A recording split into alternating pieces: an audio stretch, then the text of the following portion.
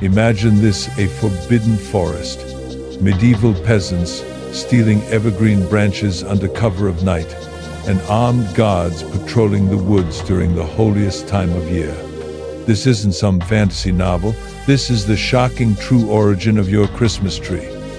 Our story begins in the 1300s, in the mysterious evergreen forests of the Upper Rhine region, what we now call Alsace in eastern France and Baden in western Germany.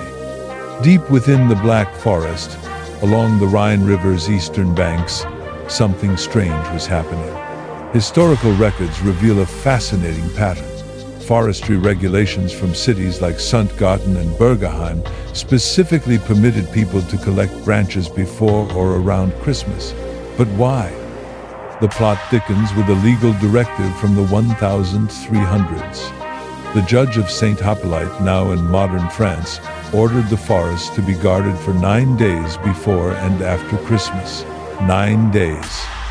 What were people trying to steal that required such extreme measures?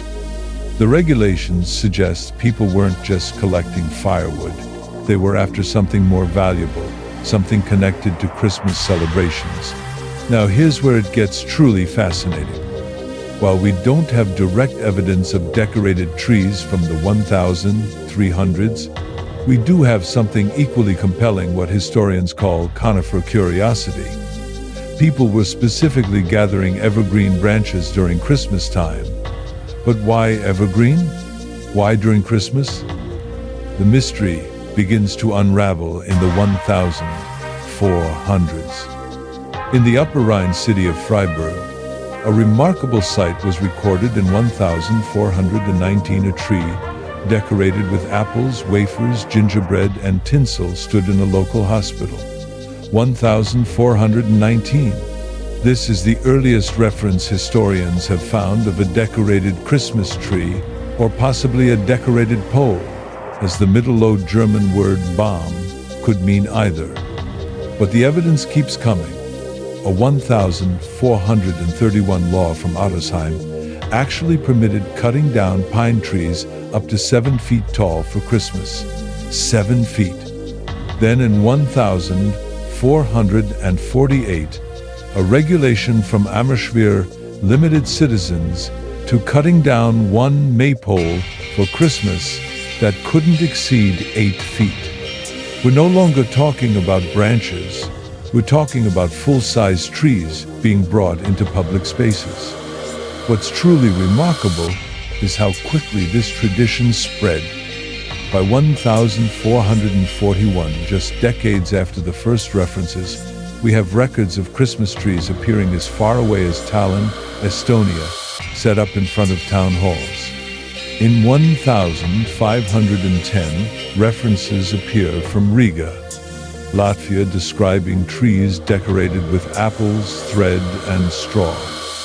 And in every case, these weren't private family trees. They were public displays, sponsored by merchant guilds and community organizations. But why did this tradition catch on? Historians have proposed a fascinating theory involving medieval theater. Paradise plays, dramatizations of the Adam and Eve story, were performed for largely illiterate populations across northern France and Germany. One surviving script from northern France specifically describes a tree with fruit on stage, and directions for a serpent cunningly contrived climb up the trunk of the forbidden tree. What if the Christmas tree emerged from these biblical reenactments? The tradition faced its critics too. By 1657, Protestant theologian Johann Conrad Dannhauer was complaining about, among other trifles which are set up during Christmas time instead of God's word, is the Christmas tree or fir tree, which is put up at home and decorated with dolls and sugar. He called it child's play and urged people to focus on the spiritual cedar tree, Jesus Christ, instead. The Christmas tree's journey to global popularity is equally fascinating. It received royal endorsement when Queen Charlotte, German wife of King George III, decorated Windsor Castle with a Christmas tree in 1800. Then in 1848, an image of Queen Victoria with her German husband Prince Albert and their Christmas tree went viral in the Illustrated London News. Combined with German immigration to America, the Christmas tree became a global phenomenon. But here's what's most important and what debunks so many popular myths. There is absolutely no evidence connecting Christmas trees to Roman Saturnalia celebrations.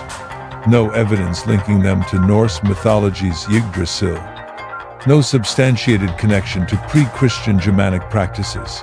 These claims largely emerged from 19th century German nationalist writers who were constructing a mythical past for their emerging national identity. The real story is both more mysterious and more fascinating.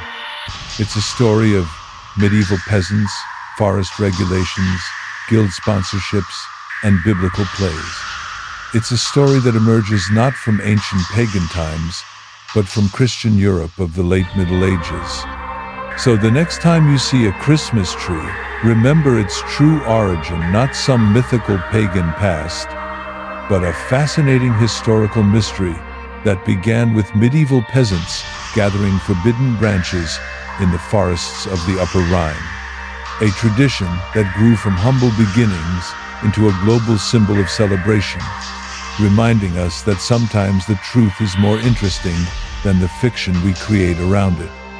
The Christmas tree stands as a testament to how traditions evolve not from some pure ancient origin, but through the complex, messy, and fascinating process of human culture constantly reinventing itself across centuries.